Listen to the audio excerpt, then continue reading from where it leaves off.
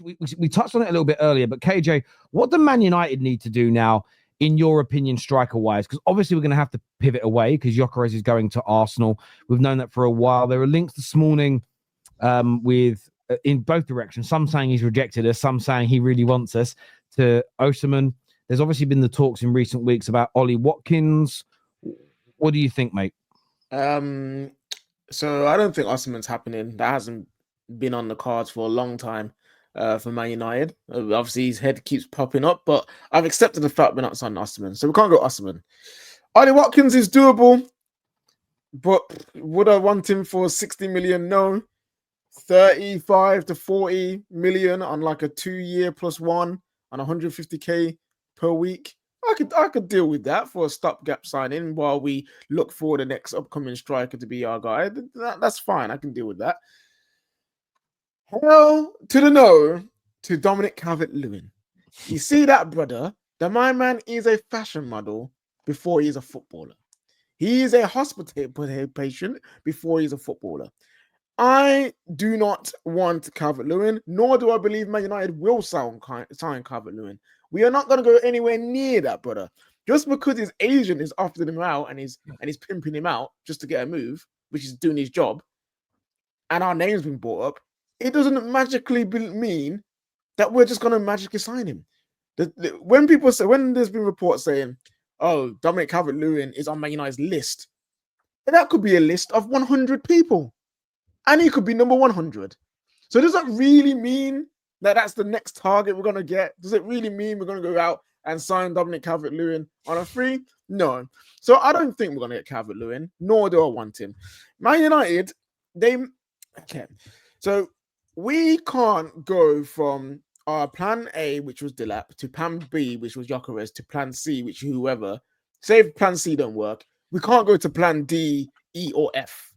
Because we've been doing that in the past and we end up with the squad that we've got. We need to potentially say, you know what? The striker market is not the greatest. We might have to look at other positions. So look at the midfield that we need to sort out, because that needs fixing. Go look at the wing-back position, which needs sorting, because we need that sorted. We have Cunha, he's played up front for a long time. We'll have Mbeumo, who's experienced playing up front. We'll have Xerxes, who can play up front. That's 3 players that I see that, okay, cool, they can do a job for a year or 2 before we get the striker that we want.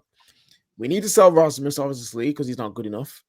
And in terms of like the number 10s, we have Ahmad, we have Mount, we have Mainoo, we have Bruno. We have many players who can also play the wide 10. So it's not like we're going to be losing out on a wide 10 player if Cunha goes there or Mbeumo goes there.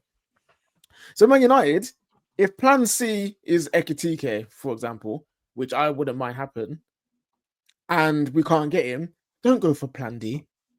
Don't go for Vlahovic if he's not in part of your plans. Don't go for Mawani if he's not part of your plans. Gonzalo Ramos, Watkins. Definitely don't go for Calvert-Lewin. Don't do all of that.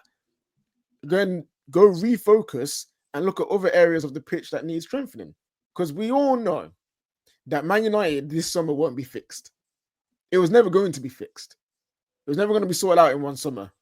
So if you can't get one position and your top 3 targets aren't attainable, go to the next position and see what you can do.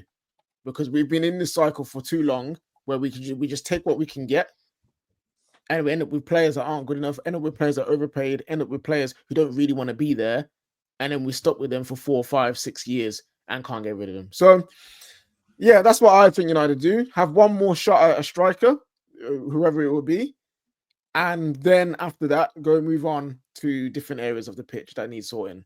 I think that'd be the best way for United to come out of this without looking like more of an idiot than there's some people think they do. As a Liverpool fan, I think Calvert-Lewin would be the perfect sign for United. I bet you would.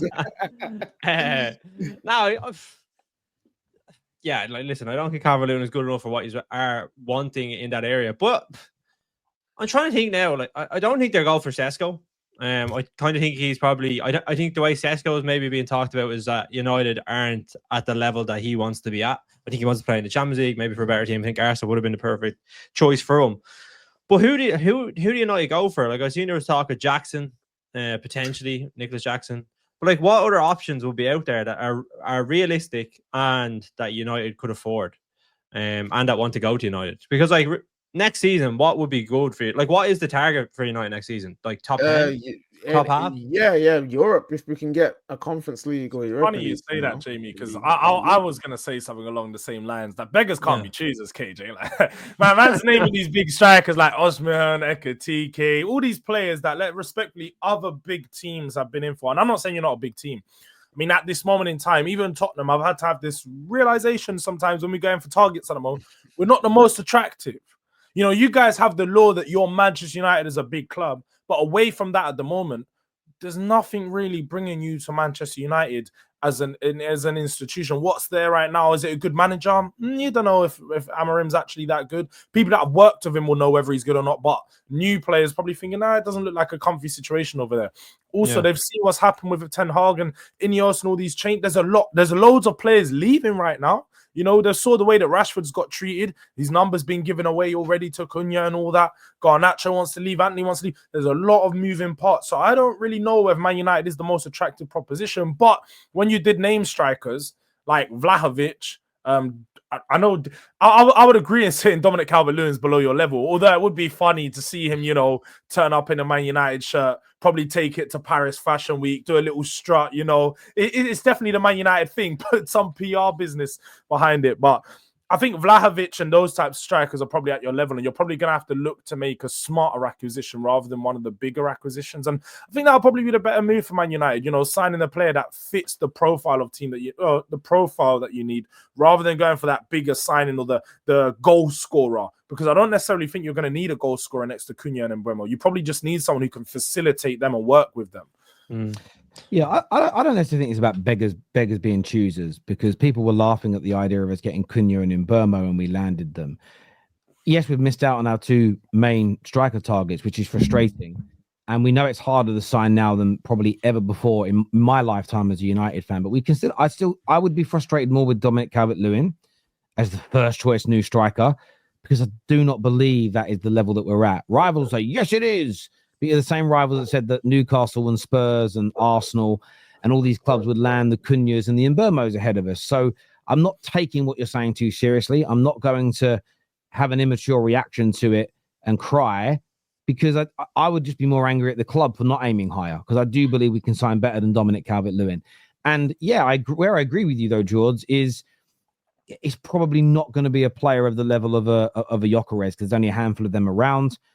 The Šeškos and Ekatike deals, again, I like them. I like them both as players, but they're talking at 90. You're talking 90 millions at the moment. United don't have the facilities for that because of the other areas that we've got to follow. So maybe that's a position that we have to wait deeper into the window in. Šeško's an interesting one to watch, because I think his ego is going to be a little damaged and a little bruised.